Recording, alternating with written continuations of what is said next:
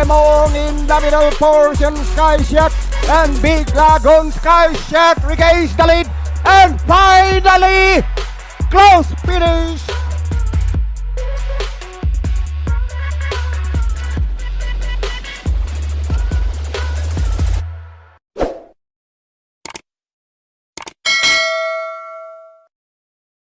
Good day bayang karerista, welcome back sa ating channel dito sa Karera sa Pinas. Muli tayong magbibigay ng ating mga kursunada, tips at analysis para naman sa magaganap na karera ngayong araw naman ng Sabado, May 30, 2026 dito pa din sa racetrack ng Metro Manila Turf Club sa Malvar, Batangas. Magsisimula ang mga karera ng alas 4 ng hapon. Meron tayong 7 karera na paglalabanan sa distansyang 1400 meters. Meron tayong isang set ng winner take all, isang set ng pick 6, isang set ng pick 5, isang set ng pick 4 at syempre nandyan yung mga paborito nating exotics. May kanipisan ng lineup natin ngayong weekend, Sabado at Linggo. May ilang karera lang na full gate pero yung iba maninipis na ang lineup. Sa unang tingin din parang yamado tayo ngayong Sabado pero di pa din tayo pwede magpakasiguro. Kaya naman huwag yung kakaligtaan yung mga silip yung dihado dahil yan ang magpapaganda ng mga dividendo. Makatulong sana ang ating mga giya. Huwag na natin patagalin pa, simulan na natin bayang karerista. Race number 1, start ng ating winner take all, races 1 to 7, isang 3-year-old and above maiden race group non-placers. Meron tayong 7 kalahok. Ang first choice ko dito yung numero 7 si Captive Moment, gagabay ni RC Simasio. Last May 16, dito rin sa Metro Turf, nag-barrier yan sa 1200 meters, nagtala ng 1 minute 19.6. May best time naman yan na 1 minute 29.6 sa 1400 meters. Ito, nabakasyon to ng 5 buwan. Pero nung 2-year-old to last year, sumasali to sa mga juvenile. Matuli na kabayo to. Di lang natin alam kung nagka-problema ba to pero veterano na to dito. Sila Cunningham nilalabanan nito kaya ito ang pang-primera ko. Ang panigundo ko dito yung numero 3 na si Fullness of Time, gagawin ni Dan Camanyero. Last May 13 dito rin sa Metro Turf, nagtala ng 1 minute 17.2 sa 1200 meters kung saan po mga lima siya kila Calatrava. May best time naman niya na 1 minute 32.8 sa 1400 meters. Ito parang lagi binabiyahe to. Hindi pa binibigyan pero pag nilaban to, malaki din ang panalo nito. Matagal ko na din hinihintay itong kabahay na to. Tingin ko itong pwedeng makinabang kung malulutya yung Captive Moment, lalo na walang batak yun. Pag ilalaban na to, ito tingin kong tatalo. Good luck bayang karerista. Race number 2, start ng ating pick 6, races 2 to 7, isang Pilracom rating based handicapping system class 5, 17 to 41 split, meron tayong 6 na kalahok. Dito ang first choice ko naman yung numero 3 na si Who's That Girl, gagabay ni Jen Huko. Last April 19, dito rin sa Metro Turf, nagtalaya ng 1 minute 32.2 sa 1400 meters, kung saan pumangwalo siya kila Yaba Dabadur. Ito mababa na din sa laban to, tingin ko naghahanap lang ng grupo to Baka ito na yun, binalik pa kay Jen. Paglabas to, ito na nakikita kong magdadala ng unahan dito. Wag lang malutya nung Aliana para sa akin, basta labas, lamang to. Ang panigundo ko naman dito yung numero 1 si Anyare, kagabay ni Dan Camanyero. Last May 15, dito rin sa Metro Turf, nagtalaya ng 1 minute 17 sa 1200 meters, kung saan pumang-apat siya kila Oruti at Heritage. May best time naman niya na 1 minute 31.6 sa 1400 meters. Ito naman nakikita kong nakatanglaw at manonood lang kung sakaling magbabakbakan sa unahan yung 2 at 3. Sunod na kabayo to, konti din yung entries, baka makapwesto agad to. Saka parang bumaba na din sa laban to, gamay naman ni Danny Boy to, kaya ito ang panigundo ko. Good luck bayang karerista. Race number 3, start ng ating pick 5, races 3 to 7, isang Pilracom rating based handicapping system class 4, 42 to 56 split, meron tayong 7 kalahok. Dito sisingilin ko na numero 7 si Bloomington, gagabay ni Jeric Pastoral. Last March 22, dito rin sa Metro Turf, nagtalaya ng 1 minute 28 sa 1400 meters, kung saan tinalo niya si Great Balls of Fire. Ito napahinga pero impresibo yung huling panalo nito, nanalong dihado to. Isa pa, batak na din sa malalaking karera to. May isang karera na nakapaglutsaan to kay Otto Cruz sa kabila Saka talunan niya na tong grupo na to, para sa akin angat siya sa labang to. Sisingilin ko na numero 7, Bloomington. Good luck bayang karerista.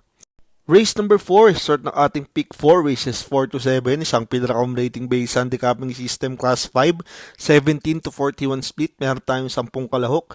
Dito ang first choice ko, numero 7 si Marvin's Bride, gagabay ni Jomel Lazaro. Last May 22, sa PJC, nagtala ng 1 minute 15.4 sa 1200 meters, kung saan pumanglima siya kila Simply Jessie at Sebriting. May best time naman yan dito sa Metro Turf na 1 minute 28.4 sa 1400 meters. Ito bagong baba, tingin ko nagpababa talaga to.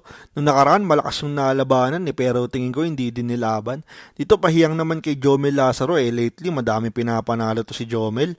Mapayamado, mapadihado, blade na blade eh. Baka mas maganda yung kilos. Pag maganda salida, pwede na iuna to dito. Ito ang kursonada kong pang primera. Ang panigundo ko naman dito yung numero G's na si Make or Break, kagabay ni Charles Reyes. Last April 18, dito rin sa Metro Turf, nagtala ng 1 minute 31.2 sa 1400 meters kung saan pumangsampo siya kila California King at Noble Touch. May best time naman niya na 1 minute 30.8 sa 1400 meters. Ito, bumaba na din ang laban to. Wala pang pinapakita lately pero dito gusto ko ang tsansa niya. Wala akong nakikitang matulin dito eh. Ito pwedeng mauna. May tulin naman to. Baka isa to sa pwedeng nasa unahan. Pag di sa malida na maganda yung 7, baka mapabayaan nila to. Ito ang pwedeng sumilat sa palagay ko. Kaya ito ang panigundo ko. Good luck bayang karerista. Race number 5, last daily double plus 1, isang Pilracom rating based handicapping system class 4, 42 to 56 split, meron tayong 8 kalahok. Dito ang first choice ko, yung numero 5 si Perpetuator, kagabay ni RC Baldonido. Last April 29, dito rin sa Metro Turf, nagtala ng 1 minute 28.2 sa 1400 meters, kung saan po mga 12 lang kila Candy and Wine at Greatest Moment. May best time naman yan na 1 minute 26.6 sa 1400 meters. Ito mabigat yung nakakalaban noong nakaraan. Isa pa, hindi maganda yung salida nito na sandwich, kaya di din nakapagpakita eh. Dito wag lang magkakaberya ulit, baka mas maganda na itakbo nito. May magandang takbo din to, 2 runs back dun sa karera nila User at Ready to Race Itol sa Milya. Kwarto dumating to eh, kaya may inam talaga tong kabayan na to. Ngayon pahiyang pa sa inete, pinasubo kay Ona, baka maisunod niya agad to. Tingin ko malaki ang panalo. Ang panigundo ko naman dito yung numero 7 si Goddess Soteria, gagabay ni Jeric Pastoral. Last May 3, dito rin sa Metro Turf. Sa 1600 meters, nagtala ng 1 minute 43 kung saan pumang-anim siya kila Baobab at Nanana Nabubu. May best time din yan sa 1400 meters sa 1 minute 26.6. Ito malakas din yung nalabanan. Sila Baobab naman kinalaban nito. Para sa akin, maganda na din ang tsansa nito at another Attorney Morales horse. Baka parating nila to. Ito naman ang pwede magdala ng unahan dito. Problema lang, nandyan yung Kai. Pero kung hindi lalaban yun, pwedeng ito na magdala ng marcha dito. Yan ang second choice ko. Good luck bayang karerista. Race number 6, penultimate race, last daily double for the day, isang Pilracom rating based handicapping system class 4, 42 to 56 split, full gate tayo, 14 runners. Ang first choice ko dito, numero 14, full combat order. Kagabay ni Onyok Garcia, last May 15, dito rin sa Metro Turf. Nag-barrier yan sa 1200 meters, nagtala ng 1 minute 16. May best time naman yan sa 1400 meters na 1 minute 27.6. Ito, laging timbangan lately. Hindi pa natatapat eh. Dito maganda yung numero, pinakalabas. Etong kabahay na to, maganda din manakbo to pag nasa labas ang numero. Gamay naman ni Onyok to. Isa pa, mababa na din sa laban. Baka maisunod at maipwesto niya na agad to. Yan ang first choice ko.